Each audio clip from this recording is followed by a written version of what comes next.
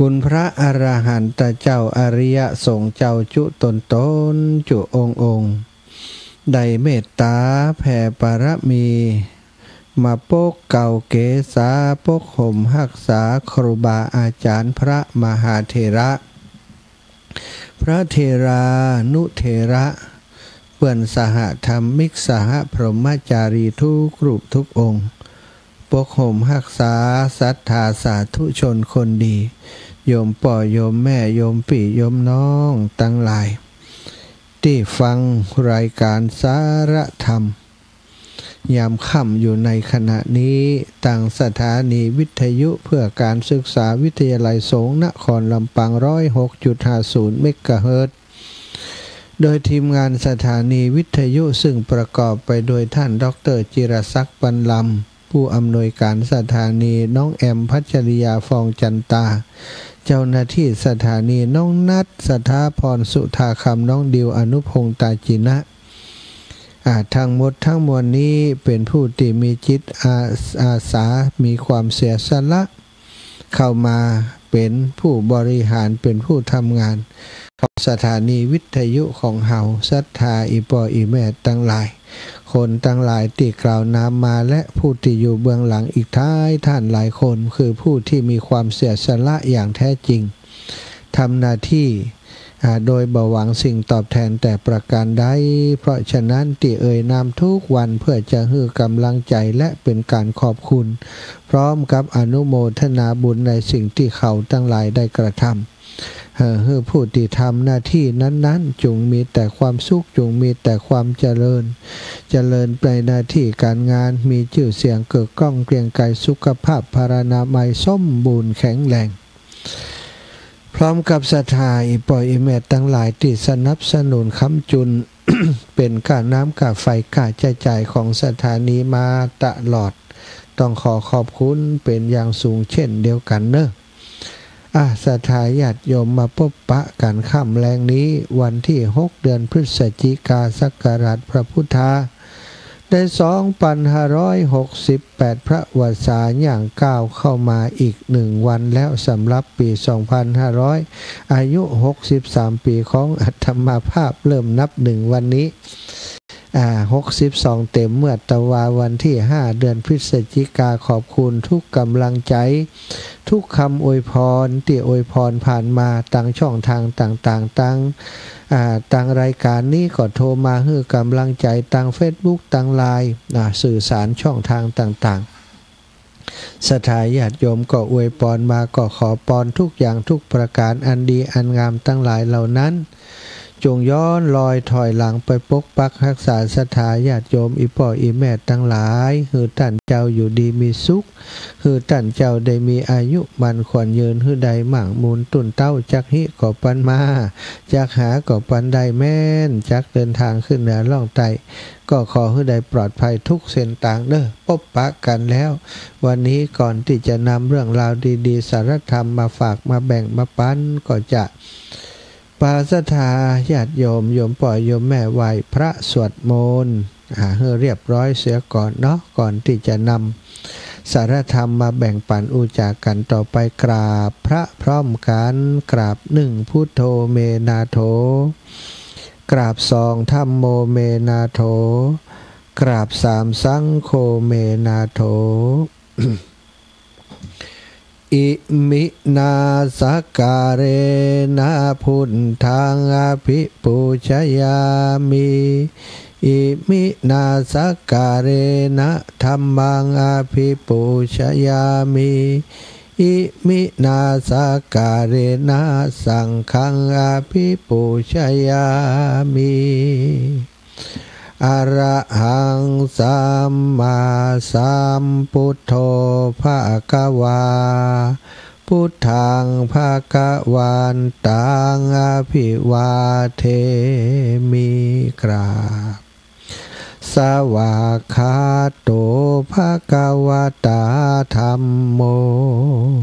ธัมมังนะมัสสามิ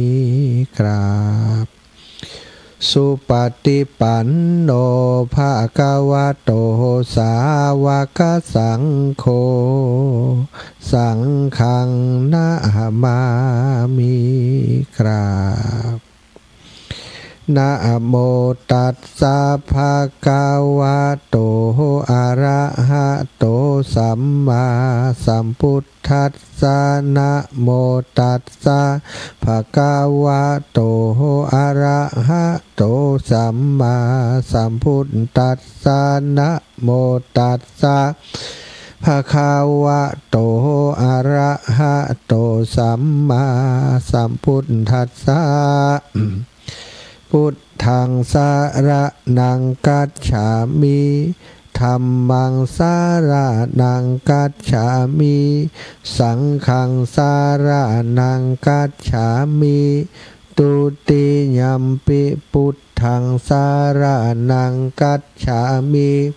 ตุติยัมปิธัมมังสารนังกัจฉามิตุติยัมปิสังฆังสารนังกัจฉามิ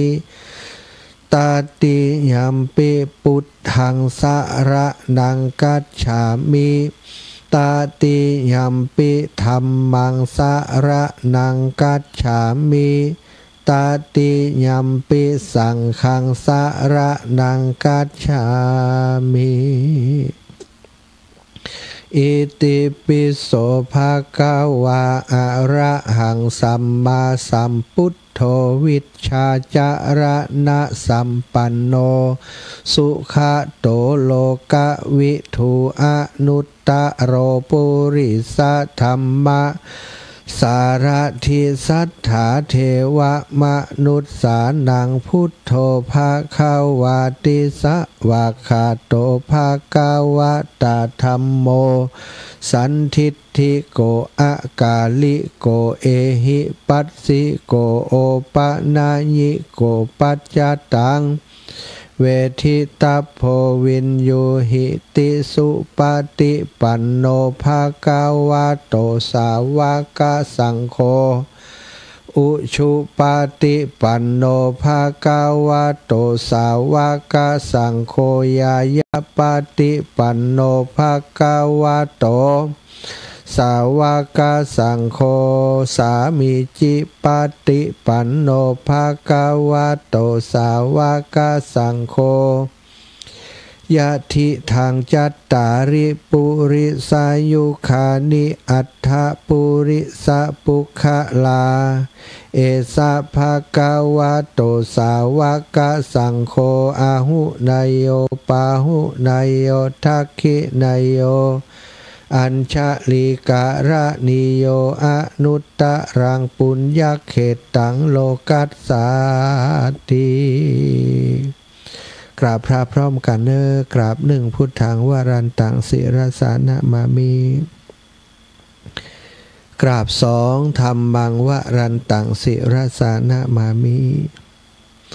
กราบสามสังฆังวรันตังศิรสานะมามิศรัทธาญาติโยมตั้งหลายไหว้พระสวดมนต์ทำวัดเย็นเรียบร้อยตามกิจที่เราควรทำก่อนที่จะนำเรื่องราวดีๆมาสนทนามามาจากันในค่ำวันนี้เย็นวันนี้เนาะก็แสดงความเสียใจให้กับครอบครัวของอดีตแม่หลวงบ้านเหล่าเป้าอำเภอดอยหล่อจังหวัดเชียงใหม่เนาะแต่คืนนี้ประสบอุบัติเหตุทางรถยนต์เสียชีวิตแสดงความเสียใจกับครอบครัวของท่านผู้ใหญ่อดีตผู้ใหญ่บ้านเนาะบ้านเหล่าเป่าจิมเนอร์ช่วงเทศกาลเนาะสถาก็มากจะมีปัญหาเรื่องอุบัติเหตุรถดานี้อยู่เป็นประจำเนาะตะกี้นี่นะก่อนจะเข้ารายการสักเกินชั่วโมงก็ตกอกตกใจญาติโยมโทรมาจากเชียงใหม่โยมน้องพรรัตนังนะก็โทรมาแจ้งข่าวอุบัติเหตุของโยมอุปถากอาตมาเนาะโยมแม่อมนวันเล่ากุลโยมที่ฟังรายการของคลื่นสีขาว แล้วก็มีกิจกรรมร่วมกับครูบาอาจารย์คลื่นสีขาวได้ให้ห้อมร่วมบุญในกิจกรรมต่างๆมาโดยตลอดวันก่อนอาตมาก็ไปร่วมบุญกฐินกับลูกหลานของโยมแม่และโยมแม่ที่อำเภอวังชิ้นเนาะวัดวังขอนอำเภอวังชิ้นเอาตะกี้ได้ยินข่าวว่าตอนนี้โยมแม่ประสบอุบัติเหตุแล้วก็ถูกนำตัวส่งโรงพยาบาลล้านนาเปิ่นก็ติดต่อเสาะหาญาติบ่มีผู้ป่วยผู้ที่ประสบอุบัติเหตุคงบ่รู้สึกตัวนะแต่ว่ามีเบอร์โทรศัพท์ของโทรศัพท์ติดตัวมีเบอร์โทรของโยมน้องพรอยู่เปิ่นก็โทรไปว่าฮู้จักโยมแม่ก่อนน้องพรก็ฮู้จักเปิ่นก็ขอให้มาที่โรงพยาบาลโดยด่วนมาประสานงานเพื่อจะนำส่งผู้ป่วยคนไข้เนี่ยนะให้ได้ถึงมือหมอได้เซ็นได้เอกสารอย่างต่างๆแล้วก็จะได้แจ้งให้ญาติเปิ่นมาพอดีน้องพรก็บ่มีเบอร์โทรของตั้งลูกหลานครอบครัวของโยมแม่อาตมาได้ทราบข่าวน้องพรโทรมาก็ได้โทรไปหาลูกบ่าวของโยมแม่คณะนี้นะได้ไปที่โรงพยาบาลเป็นที่เรียบร้อยละก็อัปเดตอาการว่ากระดูกซี่โครงหักนะแล้วก็มีเลือดตกในสมองแต่ว่าคงบ่เยอะต่อใดตอนนี้คงจะทำการผ่าตัดทำการรักษาอยู่ที่โรงพยาบาลล้านนาก็แจ้งให้ญาติมิตรญาติธรรมของโยมแม่ได้รับทราบแต่ก็รอฟังอัปเดตอาการต่อเนาะบ่ต้องรีบร้อนที่จะไปเยี่ยมอย่างเหตุการณ์ยังจะเป็นอย่างใดบ่ฮู้กำเตื้อก็ขอเป็นกำลังใจให้โยมแม่และครอบครัวได้ปลอดภัยบุญกุศลที่ทำร่วมกันมาตลอดขอให้ได้ปกปักรักษาโยมแม่อมนวันเล้ากุลและครอบครัวของโยมแม่โยมโดยเฉพาะตัวโยมแม่ให้ปลอดภัยจากอุบัติเหตุในครั้งนี้บ่ได้เจ็บเป็นขนาดนี้แล้วก็ขอให้รักษาได้แล้วกลับมาปกติให้เร็วที่สุดนะก็จะหาเวลาไปเดี๋ยวจะเช็ค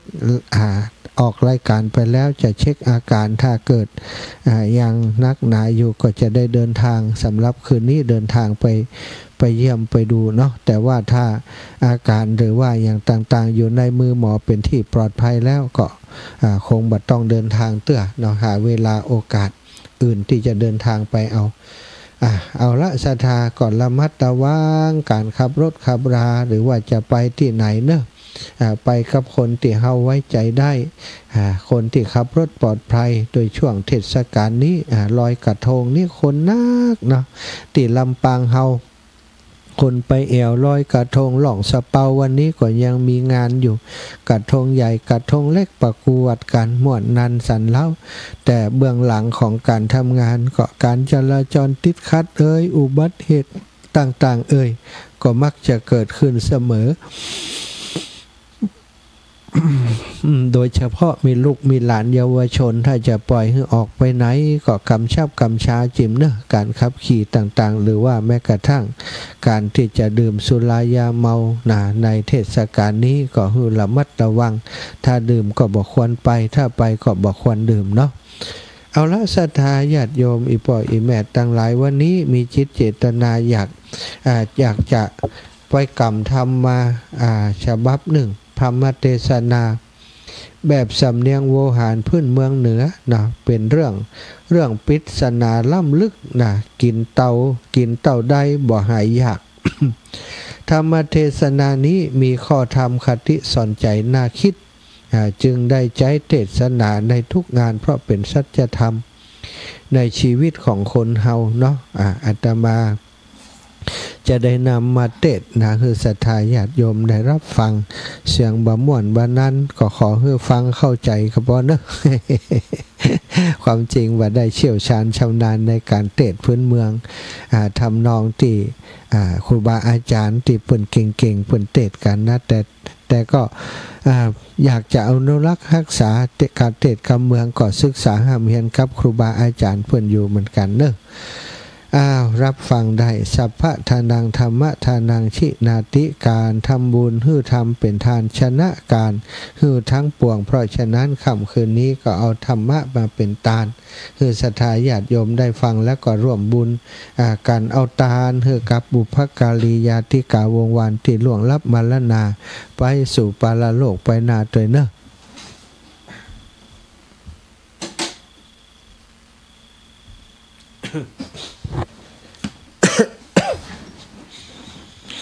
นะโม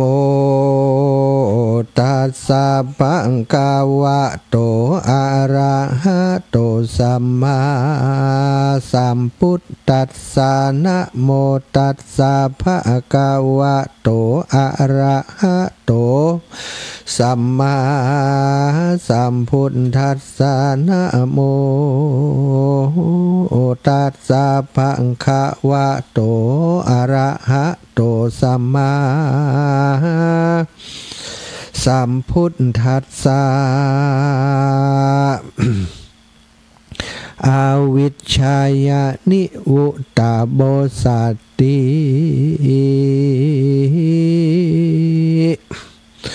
สัทธโวดุราสัพปุริสาตั้งหลายต่างหญิงใจหนุ่มเท่ายกบาทเต้าเข้ามาสู่เคหาแห่งห้องจุมพี่น้องลามไหลพ้องก็อยู่ไกลบ่ใจไกลย้อนมีใจใส่ศรัทธา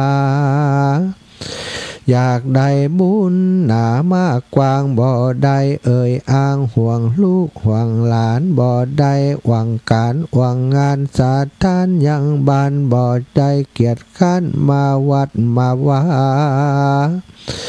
บ่เอาให้นามาเป็นข้ออ้างมาก็สร้างกุศลเป็นสมบัติตนไปนาสมบัติปื้นฟ้าเมืองโคนบ่เต้าบุญกุศลเอกอ้างผู้ใดมันสร้างยิ่งใดกรรมให้ติดตามตัวไปชาตินี้ชาติหน้าเป็นของสมบัติที่ล้นเมืองฟ้าตายความนาบ่ได้เอาไปตัวไปมีนักเต่าใดเป็นตุกเต่าอันเหมือนเกลียวเชือกฟานมัดแข่งมัดขากิเลสตัณหานักหนามืดเศร้าป่อแม่เป็นเจ้าจุงพิจารณาใจสติปัญญาที่แจ้งบ่ใจแข็งมาสอนพระองค์บ่วอนได้สอนสั่งไว้เหมือนตามแค่ไตนำต่างไปนั่นแหละนามนุษย์สาคนในโลกาโลกไตตัณหาไม่เผาล้นมืดมัวม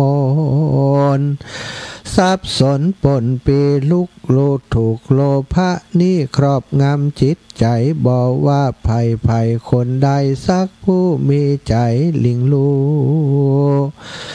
ป่าโลโลภโมโทโสหันแค่จักได้สมบัติเขาของเงินทองเครื่องใจเอาเข้าต้องใส่ตัวคนเดียวบอกคืดและเหลียวคนอื่นบ่ยอยกยืนปันไผ่บ่มีจิตใจคับแคบปากแอบเป็นธรรมแต่ใจนั่นดำเหมือนมินมอบ่หู้จักคอศีลข้อธรรมลักลบอำมามีหันพร้อมเสียงลบหลีกเลี่ยงกฎหมายการค้าการขายยักยอกจุลวงหลอกกดโกงตายหาตายโหงเพราะความละโมบโลภะโทโลภโมโทสันบ่หู้หันต่างผิดอุถูกบ่หู้จักลูกจักหลานบ่หู้วงวาน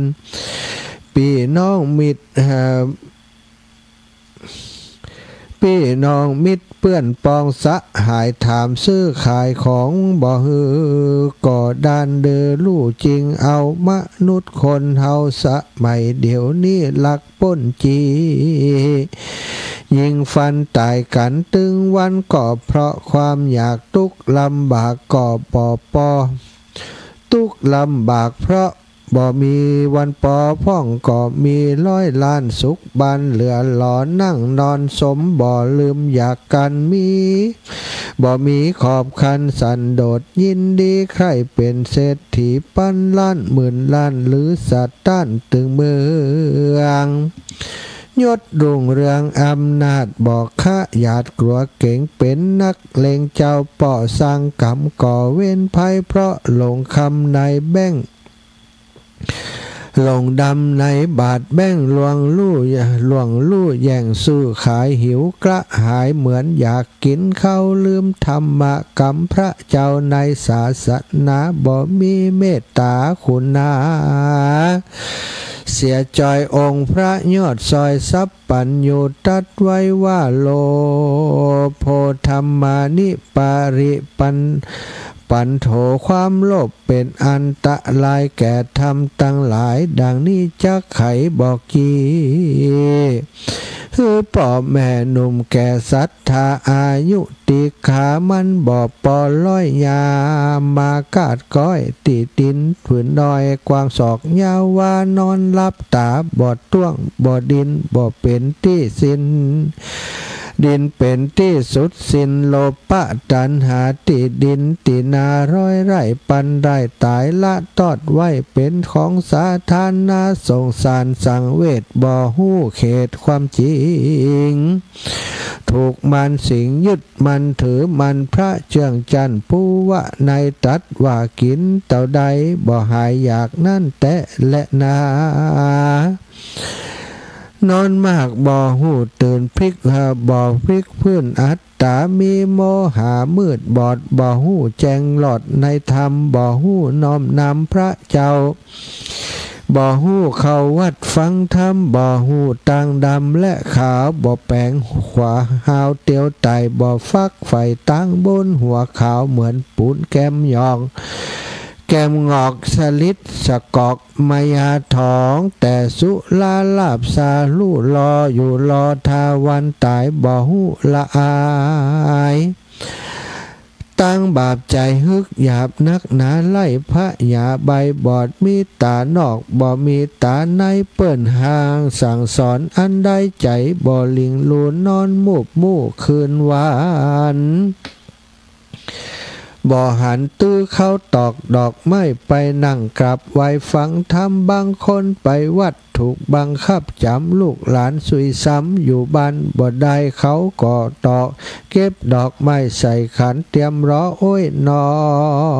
โอ้ยนอน่าเหมือนจักหาให้กำโบราณว่าไว้ก็เปิงกวนเปิ่นจวนไปวัดเหมือนจวนไปตายเปิ่นจวนไปปาดกิ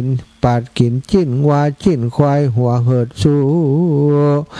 นี่แหละรับบ่หูยู่บ่ตื่นบ่แจ้งจื่นคำสอนของพระชินวรสัมมาสัมพุทธเจ้าฮักผู้อื่นเล่ายิ่งกว่าตัวฮักครอบครั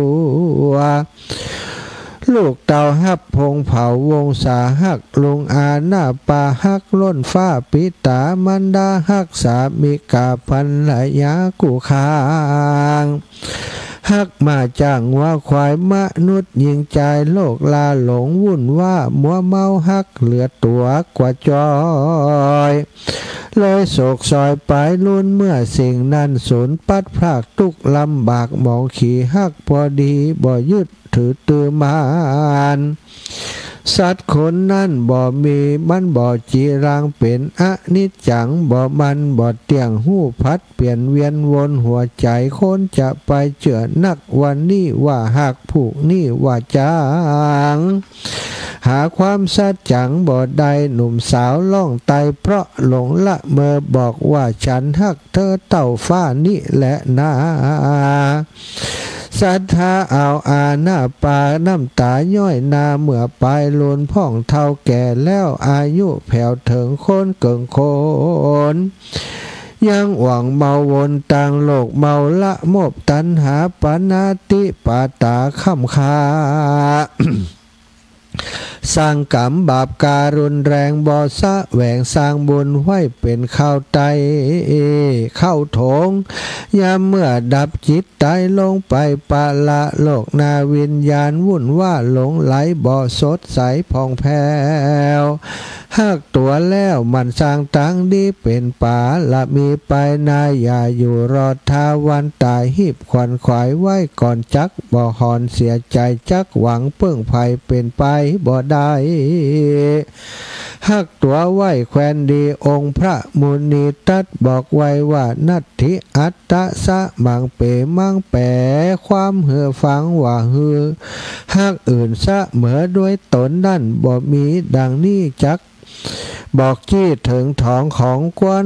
กัวกับกาตามีอยู่นาพอนาบ่อหันใจภายตั้งใจใฝ่ฝันตั้งบาปบ่หูตามสุภาพของทำใจมืดดำกำเศร้า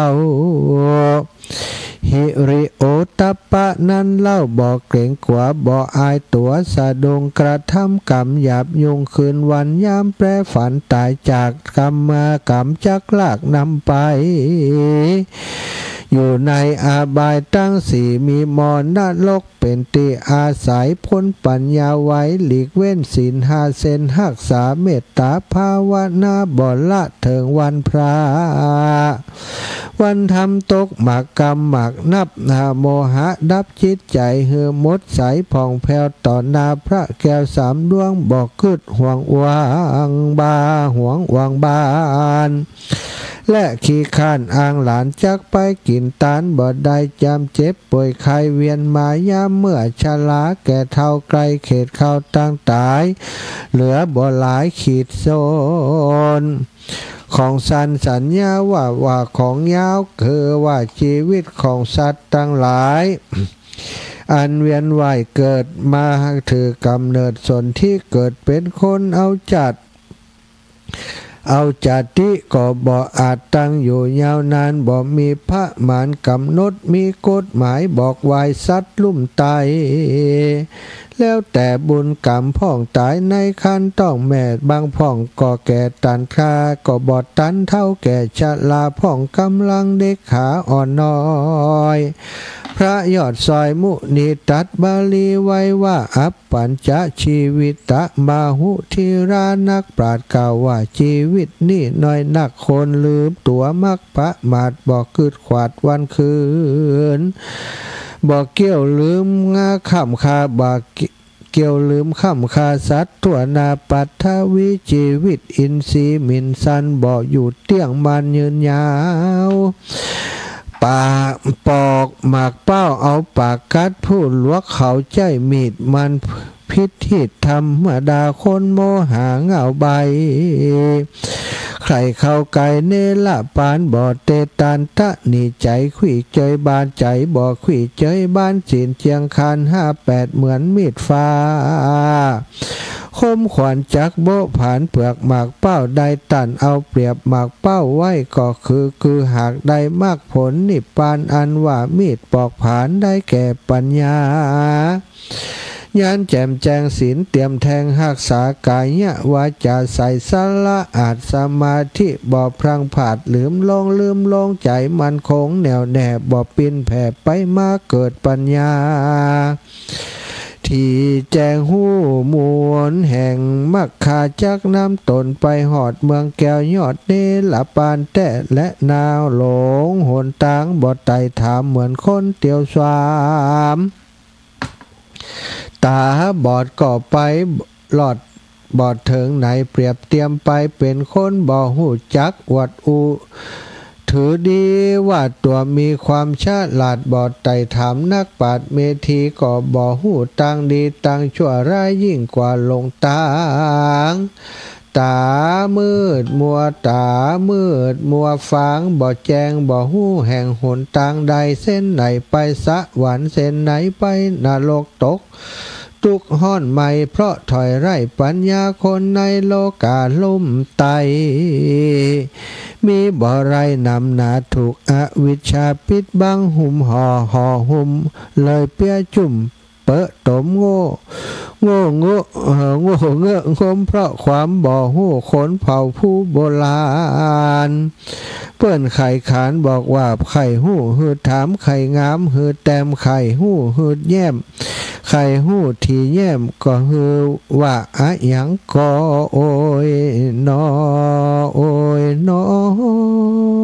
มันบ่มีดังอีนี่จะละเคปล่อยลงแม่น้ำตุกยิ่งซ้ำปอสองนี่ลงน้องไปพบจอละเคนักผาดว่าไว้เป็นเพทุบายจะเคตัวตุกเปิ่นมีความหมายมนุษย์ยิ่งใจหนีกันบ่ป้นน้ำท่วมล้นคือตัวตัณหามีกามคุณตังหาตกเป็นทาสคายิงใจขวาความสุขสบายใจบ่ได้มีห้องห้ามให้โศกเศร้าโศกาเพราะกิเลสตัณหากิเลสทุกขเวทเวทนามีพันละยาลูกเตาก่อสร้างเย้าแปลงเฮือนว่ายวนเวียนว่ายวนเวียนอยู่ในอ่างติดขัง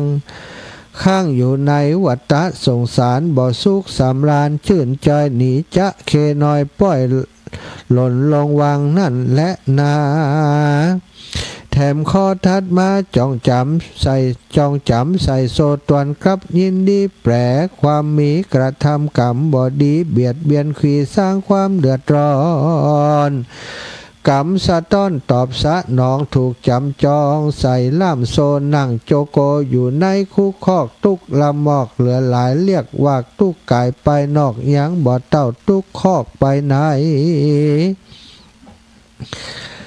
ตารางในใจเหมือนเชือกปันผูกหักลูกเหมือนเชือกผูกคอหักเมียเหมือนปอผูกศอกหักเข้าของสมบัติเหมือนปอกซุปตีน3 เซนนี่มาขินหือเป็นเชือกฮือกิ้งกักอยู่ในวัฏสงสารจะลุดบ่วงมารตัวนี้ไปได้ต้องใช้ปัญญาญาณอันเป็นประธานตนเหตุพระพุทธเจ้าตัดเทศนาชื่อว่าอริยสัจจะตั้งสี่มีตุกเป็นที่คือตัณหาสมุทัยนั้นน่ะเป็นบ่อเกิดก่อกำเนิดสืบสายนิโรธาดับสลายเงื่อนเงาสันโดษเหล่ายินดีอยู่ตามมีกินตามได้ใจตามใจต้านสมควรใจตานสมควรแล้วจีจวนเดินต่างมาก8บ่พิษแผกตามธรรมจักนำไปสู่ยังที่อยู่สุขสันติบนต่างสวรรค์ไปนาเหมือนจันเมืองจันฟ้าเนรปานบ่อยาจะเลนาแถมข้อนั้นน่าสู้ภัยลีบ่มีอาวุธสุดเสียงโจรปัญญาสัตถุนานาอาสาลบได้มีปืนมีดไม่ต่อสู้ฟันแทงสัตว์ถูตัวไล่ติอาจกำแหงบ่อาจฟันแทงฆ่าตายมันได้เอามีดไม่ระเบิดนิวเคลียร์เอาคนเป็นร้อยปกป้องช่วยเหลือขึ้นอยู่บนเหือเครื่องบินพอเผา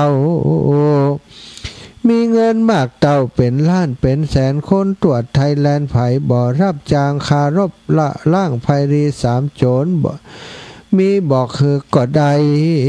ฤทธิ์เดชไร่เทียมทานครอบครอง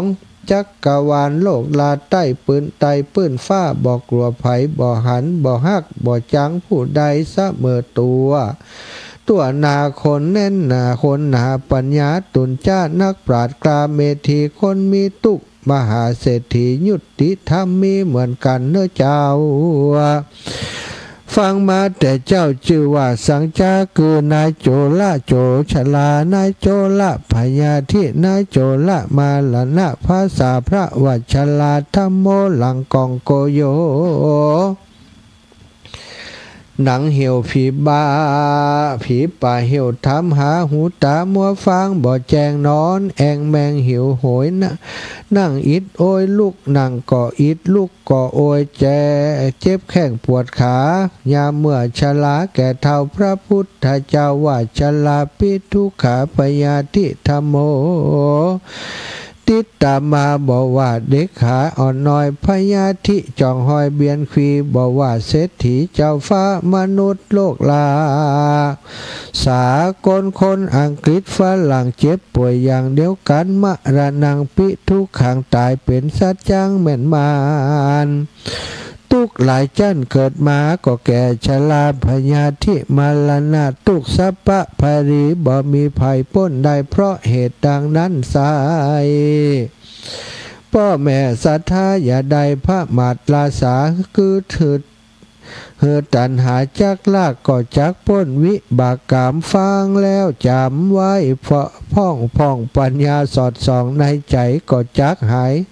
สงสัยเปล่งแจ้งหีบแสวงตั้งบุญกินตาหนุนเตรียมกั้มสุกเลิศล้ำคืนวันกุศลตัวยตันชาตินี้จัดนาแม่นจากลุ่มฟ้าเมืองโคนบุญบันดลไปเกิดจันฟ้าเลิศคงสวรรค์บ่ยาจะแลนานิธิตาขิยาธรรมเทศนาเรื่องปัญญาเลอะธรรมล้ำลึกก่อแล้วเสร็จเสด็จสมเด็จเสร็จเต่านี้ก่อนแล้วสถาจบลงไปเนาะก็เป็นคติธรรมล้ำลึกนะมีคติธรรมอยู่ในธรรมเทศนาพื้นเมืองผูกนี่หลายเรื่องหลายอย่างหลายประการศรัทธาฟังแล้วก็เก็บก้อนไก่เอาไปเอาปริศนาธรรมนี้จดจำไปไว้เอาไปแก้ไขเนาะเอาไปฝึกไปสั่งสอนตนเองนะคนเฮาธรรมดาชีวิตมนุษย์คนเฮาก็มีหลายสิ่งหลายอย่างที่อวิชชามันครอบงำทำให้เฮาบาหันธรรมะที่แท้จริงบางคนก็หลงมัวเมาในทรัพย์สมบัติต่างๆเนาะมัวประมาทลาสารในชีวิตบัดได้สั่งสมอย่างกองบุญกองกุศลประมาทมัวเมาคิดว่าวันคืนมันยืดยาวสุขภาพร่างกายมันจะแข็งแรงอย่างอีไปเมินนะสถามันเป็นเรื่องบันแน่บันนอนเนาะบางคนก็ได้เสียชีวิตตั้งแต่น้อยๆนะก็มีจากเหตุการณ์ต่างๆอุบัติเหตุก็ดีโรคภัยไข้เจ็บที่รักษาบ่ได้ก็ดีบางคนก็ตายย่ำเฒ่าย่ำแก่เนี่ยก็ว่ากันไปเนาะดูเวลาพอเวลาแล้วตอนนี้19:42 นาทีก็ประชาสัมพันธ์งานสักเล็กน้อยเนอะศรัทธาญาติโยมช่วงนี้ก็หมดแล้วเนาะสำหรับเรื่องราวของงานบุญงานกุศลงานกฐินจบลงไปแต่วันนี้ก็ลอยกระทงเล็กน่าจะมีกันอยู่เนาะก็อย่างที่บอกไปคือระมัดระวังแล้วก็พยากรณ์อากาศช่วงนี้หันว่าฝนก็จะเข้ามาประเทศไทยอีกละลอกหนึ่งอีกชุดหนึ่ง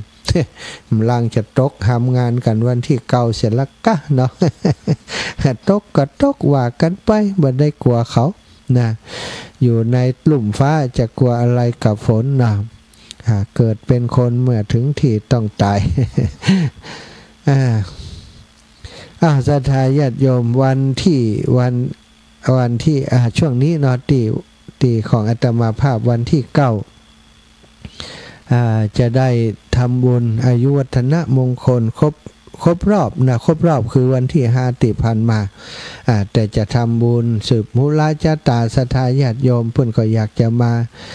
ะให้ทำบุญเนื่องจากว่าอายุมันตกลิขี้ว่าอันเนาะความจริงโดยปกติกับตัวเก่านี่ บ่ค่อยได้สนใจสักแต่ใดแต่ว่าอยากฝืนศรัทธาญาติโยมที่เปิ้นหวังดีเนาะเปิ้นก็ทำไว้ก็ดีกว่าบ่ได้ทำอย่างศรัทธาทำไว้แม้นว่ามันจะมีไอ้อย่างเกิดขึ้นมันก็จะได้บรรเทาเบาบางถ้าบ่ทำอย่างตามที่เปิ้นขอเปิ้นบอกถ้าเกิดเป็นอย่างมาหั่นเนาะ บอกแล้วบ่ฟังอีแม่ถึงว่าแล้วจะมีปัญหาเนาะก็เนี่ยกันไปทำกันไปตามความเชื่อของหมู่เฮาของชาวพุทธของคนเฒ่าคนแก่เปิ้น การสืบชะตานะก็เป็นเรื่องของพุทธมนต์นะศรัทธาเจริญพระพุทธมนต์สืบชะตาเนาะก็เป็นกรรมมงคลเป็นพิธีมงคลก็เป็นสิ่งที่ดีก็ขอบคุณครับทุกคนที่ขวนขวายทำให้งานนี้เป็นไปได้เนาะเกิดขึ้นในวันที่เก่าที่จะถึงนี้แล้วก็ถือโอกาสเนาะแต่พอดีได้สร้างได้แปลงได้มีไม้ท่านอาจารย์ใหญ่เปิ่นลื้อหลังคาอาคารเรือนนอนเนาะของคนมาปฏิบัติธรรมที่วัดบรรพตสถิตถึงบรรสุดโทรมหลังคาเป็นไม้มันโดนปลวกโดนอะไรอย่างกินไปส่วนหนึ่งท่านอาจารย์ก็เลยลื้อออกมาตึงกระเบื้องตึงไม้ตึงไอ้ยังเนาะเปลี่ยนโครงสร้างเป็นเล็กแล้วก็เปลี่ยนกระเบื้องใหม่ส่วนหนึ่งก็เลยได้วัสดุอุปกรณ์มาแปลงศาลาอาคารอเนกประสงค์ใจเป็นที่ตอนรับศรัทธาญาติโยมเวลามาแอววัดบรรพตเนาะกินข้าวกินปลาก็ได้จอดรถจอดลาก็ได้ได้มุงได้บังเป็นที่เรียบร้อยบ่ละมวนแล้วตอนนี้ก็อยู่ในขั้นตอนที่ว่าจะเทพื้นเนาะขั้นจะเอาปูนมาโกนคนเดียวบ่มีแหงแล้วศรัทธา แค่คำนวณดูแล้วไหนจะสั่งหินสั่งทรายสั่งปูนโอ้อิดอยู่ก็เลยว่ามันใกล้แผ่นปูนเนาะก็เลยสั่งปูนเป็นมิกเปิ่นมาก็ประมาณสัก 6-7 คิวนะคิวหนึ่งต่อใดก็บอกฮู้เตือนเนอะศรัทธาก็น่าจะประมาณ10,000 ปลายน้อยๆที่จะเอามาเทพื้นก็เทบรรณาต่อได้เทประมาณสัก10 เซนก็พอละก็จะทำการเทในวันพรุ่งนี้นะตอนนี้ก็ได้สั่งปูนไปแล้วนะราคาก็ประมาณ10,000 กว่าบาทถ้าศรัทธาท่านใดอยากจะอาจารย์เอ็นดูอาจารย์บ่มีลาภสักการะอย่างนักนะปัจจัยก็บ่ค่อยมีจะช่วยอาจารย์สักเล็กสักน้อยนะก็โทรมาหลังไมค์ได้เนอะ มาช่วยกันคนเล็กคนน้อยเนาะศรัทธาญาติโยมลำพังอาตมาก็บอกตามตรงว่าบ่ได้มีลาภสักการะบ่ได้มีกิตติมนต์อย่างนักหนาอาศัยปัจจัยที่ศรัทธาปะที่ไหนเพิ่นให้หอมเฮืออาตมาใช้จ่ายตามอัตยาศัยก็พอจะมีเอามาทำกิจกรรมตรงนี้เนาะเอามาทำบุญทำกุศลต่อบุญให้กับศรัทธาก็มีโยมแม่ตะกี้โยมแม่ทองเครือชัยคันธาพร้อมครับลูกๆหลานๆของเปิ้นหอมมา1,000 บาทเนาะหอมเรื่องของปูนที่จะเทวันพรุ่งนี้1,000 บาทก็ต้องขออนุโมทนาขอบคุณเนอะโยมแม่ทองเครือพร้อมครับลูกหลานของอีแม่ทุกคนทุกท่านพรุ่งนี้จะไปบิณฑบาตที่บ้านห้วยฮีบ้านศรีดอนชัยเนอะห้วยฮีศรีดอนชัยเนาะพรุ่งนี้วันศุกร์นะมีโยมแม่ปราณีวงชัยเนาะปราณีชัยวงศ์ก็ว่าวงชัยถ้าพิษสุมาจำได้อีแม่เนอะเปิดนิมนต์ไปที่บ้านห้วยฮีศรีดอนชัยพรุ่งนี้นะก็วันนี้วันพฤหัสพรุ่งนี้วันศุกร์วันเสาร์นี้ไปที่บ้านฟ่อนนะบ้านศาลาหลวงนะก็วันพรุ่งนี้จะไปห้วยฮีเรียบร้อยห้วยฮีศรีดอนชัยศรัทธาญาติโยมตอนนี้ไผจะโทรมาเปิดสายเนาะโทรมาได้แล้วนะ080884173080884417โทรมามาจามาสนทนากันได้เลย0808844173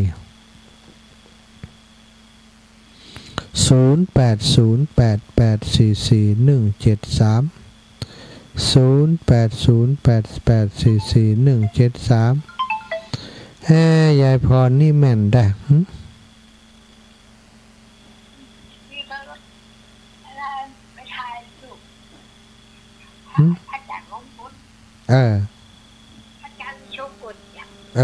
ดีค่ะพระจันทร์ทรงกฎถ่ายแล้วกะงามก็จัดเหมาะนะจัดเหมาะแหละอาจารย์ปีของท่านนั้นมหาท่านสมเพชรวัดห้วยบ่อทองใจเนี่ยปีเป็นปีเป็นการนึกว่าอาจารย์สมเพชรวันนั้นปะกันอยู่ท่านสมเพชรหลวงพ่อมานิดบอกคือจูยองเจ้าจำท่านเป็นโทรมาบอก โยม เจ้าอ้าวสาธุนะอ้าวยายพรปั่นกันคนน้อยยายพรอู้ยาวเจริญพรแม่นิเวศยามมาซักกับนมัสการเจ้าขออนุโมทนาบุญทำมากคืนนี้เนอะเจ้าแม่หมดดีเจ้าแม่ขอบคุณหลายๆเจ้าเป็นกำลังใจเจ้าสาธุเจ้าแม่เป็นดีเจ้าสัตตุสัตตุสาธุค่ะเจริญพรโยมน้องสมจิตเจ้าทุกพี่มีคนร่วมบุญเจ้าร่วมบุญอย่างเจ้าร่วมบุญตีเทอ่ะเทปืนล่ะอ่านเลยแม่พลอยขิมพีเจ้าอ่านเลยสระบบก100เจ้าแม่อนงวันตาเจ้า100สารานงร้านเจ้าแม่อาลีสิทธิบุญธรรม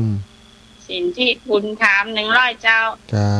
สาธุเจ้าเดี๋ยววันเสาร์ทุกพี่มาเอาเนาะเจ้าละเจ้า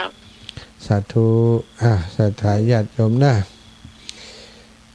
เดี๋ยวอัปเดตรอฟังข่าวเนาะจากตังเชียงใหม่เป็นห่วงอยู่เหมือนกันเนอะจะได้บางทีอาจจะ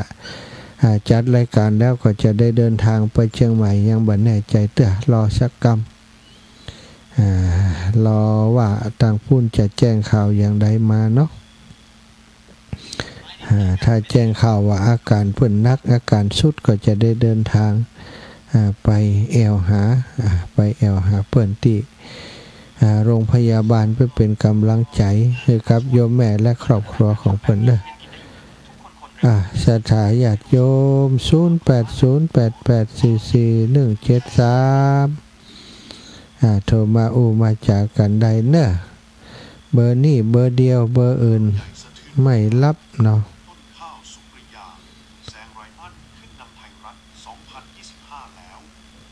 280808444173สถาญาติโยมโทรมากันได้แล้วโทรมากันได้เลยหมดเวลาแล้วนะเดี๋ยวผมโทร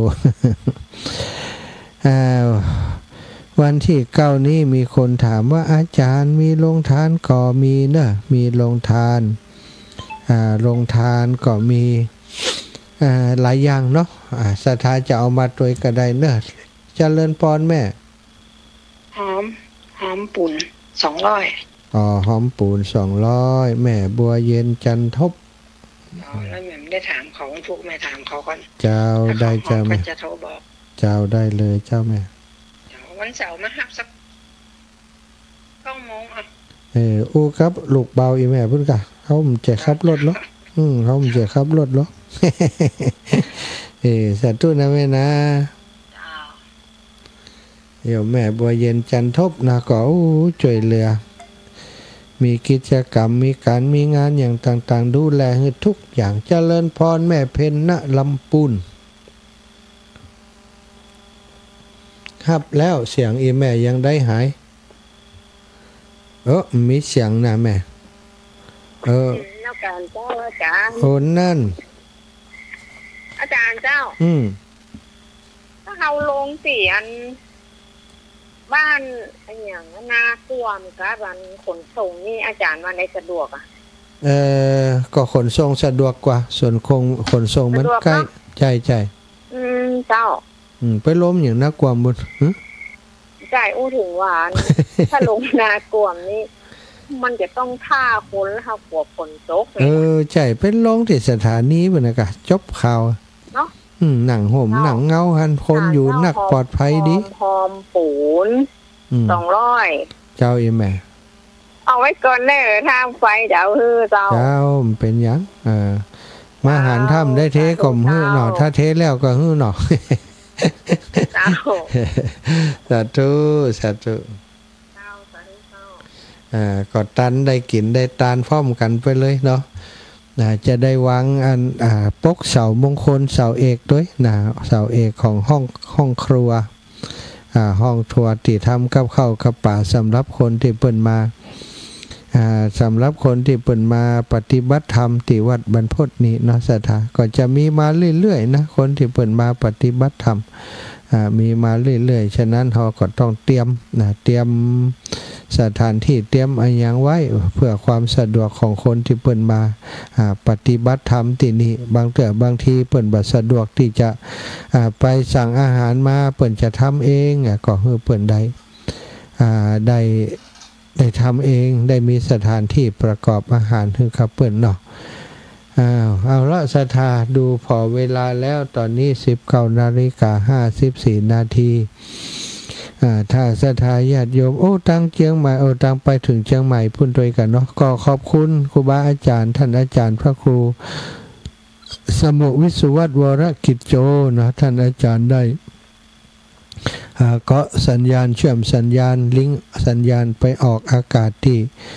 วัดฝ่ายหินตัวนะตั้งเชียงใหม่ก็เลยได้ฟังรายการพร้อมครับพี่น้องตังลำปางในขณะนี้ขอบคุณเป็นอย่างสูงขอบคุณครูบาอาจารย์เป็นอย่างสูงเด้อศรัทธาญาติโยมถ้าบ่มีภัยว่ายังใดบ่มีภัยโทรมาในช่วงนี้นะอาตมาภาพก็ขอขอบคุณและก็ขออนุโมทนาบุญครับทุกคนทุกท่านแม่ย่าเรียบวังสมบัติ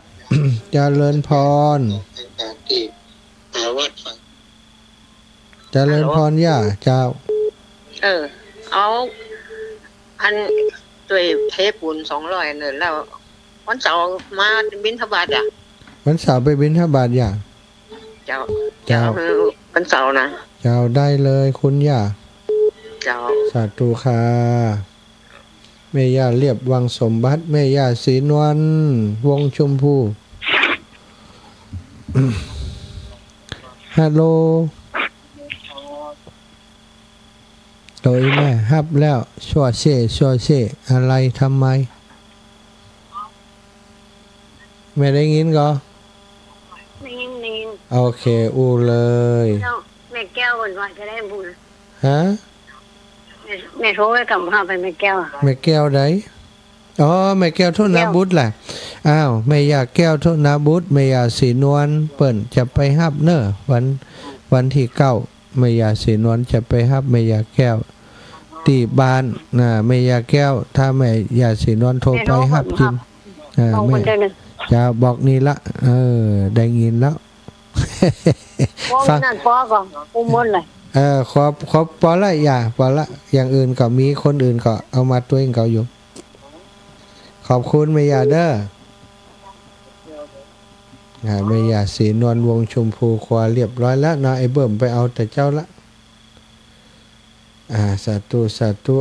แม่ย่าแก้วกาดโป่งเจริญพรแม่ย่าแก้วบ้านกาดโป่งเจ้าแม่แปลงงานศาลาอเนกประสงค์เป็นที่จอดรถเป็นที่กินข้าวเวลาคนเป็นมานี่เนาะตีอนากุฏิหั่นน่ะตีร้านที่มีปูนอยู่หั่นก่อนน่ะแปลงครอบหั่นน่ะได้อยู่แปลง4ล็อกด้วยกันแปลง4ล็อก64ตารางเมตรงามพอแปลงคนเดียวกว่าคนเดียวงามเลยวันเสาร์ลังเลยไปหาหน้าถ้าได้เทแล้วก็ซ้ำงามเห็นน้อยอีกกำอันห้องปูนสัก200เลย2คนก็นั่งเลยได้เลยแม่ย่าถัดวันไปก็ไหนอย่าไปนะเจ้าอีแม่สาธุค่ะเก้าอี้ก็ไหนไปวันนั้นหมดเอากะเก้าอี้ก็มีนะเก้าอี้กับตัวมีกะเก้าอี้ก็แต้มมีสาธุเด้อห้ามสายแม่ทองสุกน้อยก็จะหมดเวลาละเจริญพรแม่แม่จะเอาลงทานไปฮือเนอแม่จะแกงมาพักอุ้ยได้กินแกงแม่จะไปเกาสาธุเจ้าขอบคุณ2 3 4คนเนี่ยดีละมาหมออันก็ดีใจนักหนาละกี่โมงนะเจ้า9 โมงปลายไปเจ้าแม่จะไปจ้าสาธุค่ะเจ้าศรัทธาญาติโยมรวดลารายการตรงนี้เนอะอยู่ดีมีสุขอายุมันขวัญยืนกันคู่คนเจริญพรแม่ติ๊บเคยสาเจ้าเดินทางไปไหนมาแรงนี่จะไปนะกะมันโยม รถจนที่เชียงใหม่จะไปแอวหาอยู่เจ้าเจ้าเดินทางปลอดภัยนะเจ้าสาธุค่ะอยู่ดีมีสุขอายุมันยืนยาวเด้อสาธุบุญรักษาเหมือนกันเวลาหมดเวลาแล้ว